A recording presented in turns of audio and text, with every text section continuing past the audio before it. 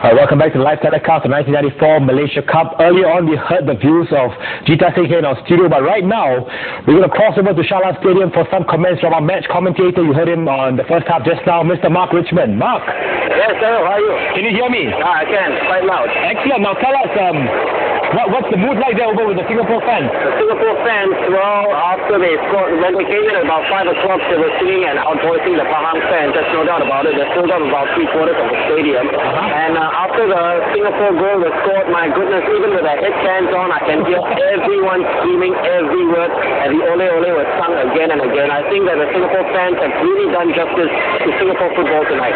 So what we have is actually a mini national stadium, mini Kallang Roar environment over there. Just as big. I'm sure it's with about 40 to 50,000 Singapore fans down here. I think it's just as big, it's just as good as seeing Singapore playing at the national stadium themselves. Great. Now, how do you see the second half going? I mean, do you think on the bench, what do you think Pahang or Singapore might do in the second half? Well, I don't think Singapore will make any substitutions in the second half. They've been playing very well as a unit. Whereas for Pahang, they could make a switch in bringing Zainul Abidin up front to help the attack, and maybe bringing on putting Ahmad Yusof back to last man and bringing on another defender. But I don't think Singapore should go out and defend, as my co-commentator Bertrand Bartlett will tell you. All right, well, Mark, we'll be hearing more of you and Bertrand in the second half. You've been doing a great job so far. Congratulations, guys. Keep it up. Mark Richmond and Bertrand Bartlett there in Selangor. Gosh, I wish I was there. But I'm here. They're going for a commercial break right now. When we come back, we talk Jita saying some more about the second half and how the second half is going to go. So you stay with us. I need to play when the game is on. I need to work till the work is done. I'm gonna stay and play till it's time to relax. When I'm fresh to the max, Isomax. When you're stretched to the max, Isomax. Set the pace with the rest, not the time and place. When you're stretched to the max, Isomax. The Great Wall. No wall in the world is longer. We're here for Energizer to prove no battery lasts longer. These runners are all using ordinary batteries except one. He's powered by Energizer. It takes a lot of energy to run a wall this long. And that's exactly what Energizer's got. International tests confirm no battery lasts longer than Energizer.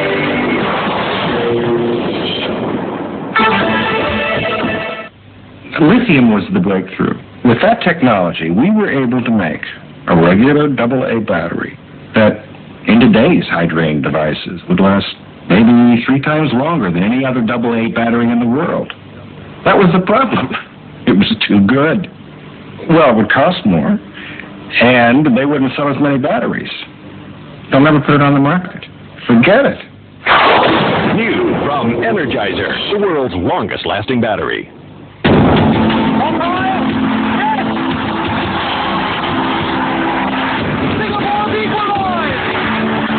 Come on, Lions, let's get the cup. Tiger and Singapore are with you all the way. Naturally, I wanted to be independent, do my own thing. I'm old-fashioned. A family business should stay in the family. But I wanted my own career, too. So you agreed to give it a try. Can't believe it's been 6 years already. I told you, you could do it. Look at us now. At Hong Kong Bank, being a partner means understanding your needs so that we may build a relationship that lasts a lifetime. I'm remembering from him. It's good. Friends in the family. How to play soccer like a Brazilian? Get a plan. Squeeze into a yellow shirt and some sexy blue shorts. Gyrate suggestively. Learn some tricks. Invest in a pair of Predator boots by Adidas.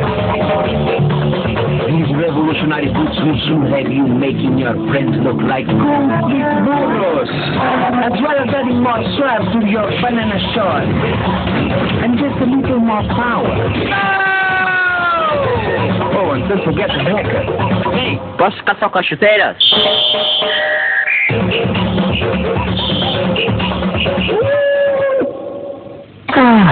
This is life. Every Conacher Value 2-pack gets you a cool Garfield greetings phone card. Special sticker savers.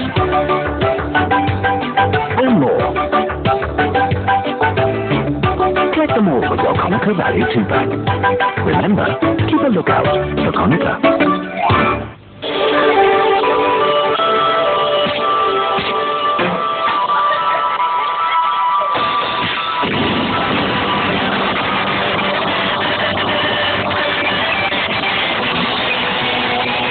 Milo, action-packed with vitamins and minerals.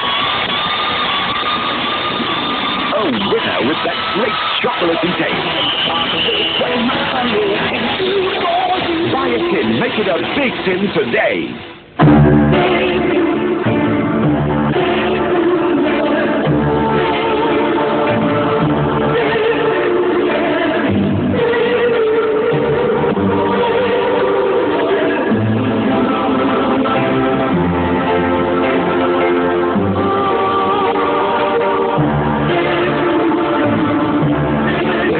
Of France in a modern masterpiece, Calvin Paris.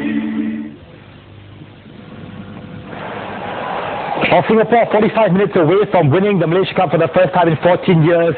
We cross over now for the second half to Shah Stadium with your match commentators Mark Richmond and Bertrand Bartlett. Malaysia Cup Final here at the Shah Stadium. Singapore lead by a goal to nil. David Lee hasn't had much to do so far. That's him talking to the reserve goalkeeper Stephen Ng, having a nice little drink, and I'm sure, as what we were saying earlier on with our studio discussion with Daryl David, that everyone here would agree with me, the fact that Singapore shouldn't defend in the second half that very, very precarious one-goal lead against a squad of very talented attacking players. That's right, Mark. I think one goal is really not enough in a cup final. Anything can happen, especially with the team as talented as Pahang. Singapore have done a fantastic job. They've really taken a stranglehold on the game. I can't remember too many chances for Pahang. One went to Zainal with an open header which he put over the bar. The other one was Atapon, who was shut down immediately by Saswa and David Lee. And other than that, it's been all Singapore. Credit to the midfield. They've done a fantastic job pressuring and harassing the Pahang players and winning the ball back and giving us possession. That's a section of the Pahang fans, as you can tell from the gloom in the faces, and that is the Singapore bench. Well, we were just discussing, both Bertrand and me earlier on, that it was those non-star performers like Saswa, Manhon, and even Buan Abu Sama who've been doing very well in the first half. Saswa especially has caught my eye. He started out as the left fullback, and if you recall, he made his way all the way up to the right wing to put in the cross that gave Singapore the lead. And he's been all over the park, making space for the other players. The Lions have got 45 minutes more, and if they keep this one-goal lead, the Malaysia Cup is finally theirs. Selvaraj takes the ball immediately from Saimi Jalil, who hasn't had a very comfortable time and occasion in the Malaysia Cup Final so far, left full back, but with Selvaraj so difficult to shut down and so difficult to mark. Well, Selvaraj is a tall, strong lad. You know, his loping steps are making deceptively fast, and that's giving a lot of problems to Osaimi. Ahmad Yusof, Zainal still starts as sweeper, so the switch to bring him up front in a more offensive role hasn't occurred. Saswa's clearance was good, all the way to Fandi Ahmad. Holds it up. Great screening of the ball, nice shielding. And Zainal takes over now. The game went flat a bit just before the final whistle, or rather the final whistle for the first half. And the Pahang players will have to raise themselves up for something a little bit more spectacular than their display in the first.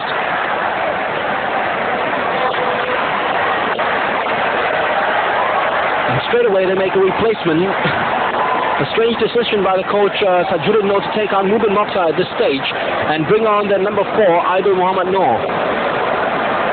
So a very strange decision indeed by the coach, bringing on a very experienced Mubin Mokhtar, who is limping as he walks out, and bringing on virtual rookie Aidul Muhammad Noor. Bertrand. Well, I think if you said Mubin is limping, that's got to be the only reason. You can't take out a player of Mubin Mokhtar's class. He can get you a goal at any time.